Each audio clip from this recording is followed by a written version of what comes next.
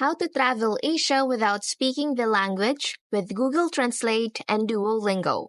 First, download Google Translate application and download also the offline language. Second, you can use a built-in language translator for your language with some voice translation. Third, there's also conversation section that you can use your voice with to talk with the Google Translate itself just like a two people talking. Fourth, there's also this dictionary that you can type in your words to know its meaning.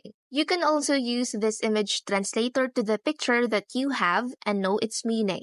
Duolingo, on the other hand, will give you fun twists to learn languages. Go to Duolingo website to start and log in or sign up if you don't have an account.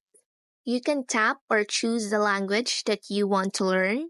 You must tap your preference based on your desired content and difficulty. Now, you can learn new languages while having fun using Duolingo.